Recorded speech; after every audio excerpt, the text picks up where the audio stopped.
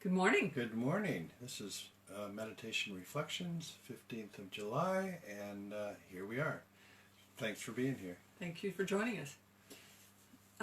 This is a cold, wet Wednesday morning, but rainy days are good for indoor jobs, so it always works out well. You just have choices. The message I got this morning was looking at all the political transitions, and that's getting exhausting to watch off and on. But even New Zealand is coming into election in 10 weeks, so we have a lot of possibilities and discussions, and you have to think about, okay, what do I want to support? What issue do I want to raise? And who do I want to walk for and hand out pamphlets for, which is usually my question.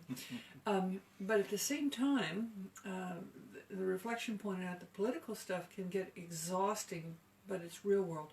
The goal of all this work that we're doing is actually spiritual. We want to create a world which is really as we believe the world should exist. Yeah.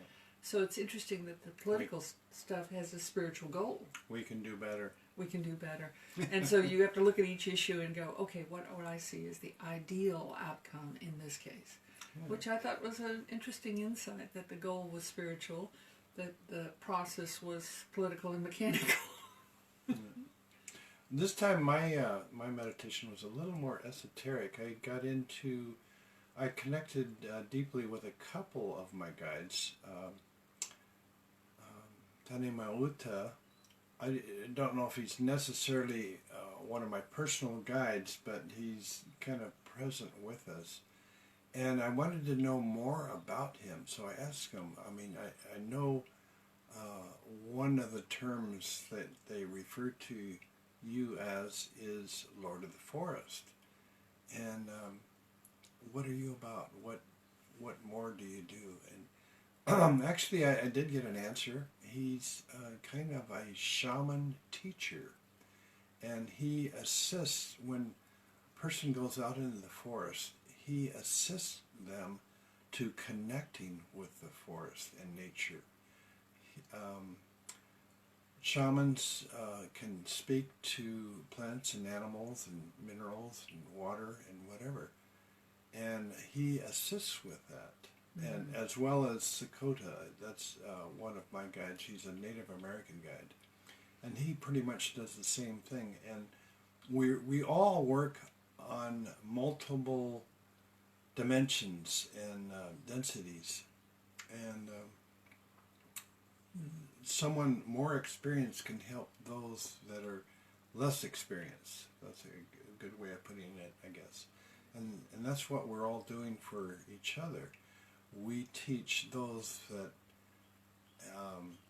need to learn something, and all of us are always learning as well. So we are teachers and students simultaneously. Like the Law of One talks about teach-learn. Yeah. That if you're in a teach-learn situation, everybody's doing better. The teacher, the students, it's a shared, and it changes the dynamics in the classroom as well. Yeah. And getting out in nature is one of the easiest ways to connect with Source, because it's, well, just because. Find your own reasons. It's ever present. Ever present. It's always there, but in nature it becomes really obvious. Yeah, and also it's in the now. That's a key thing. True. As humans with a brain, our minds are able to take us into the future and the past, which takes us away from the now, and we need to spend more time in the now.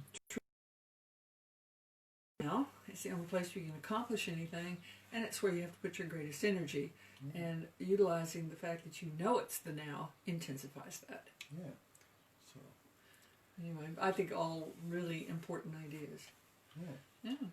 Okay. Well, thank you for joining us this morning. Yeah. Have a wonderful day, and we'll see you next time. See you tomorrow. Blessings upon you. Blessings.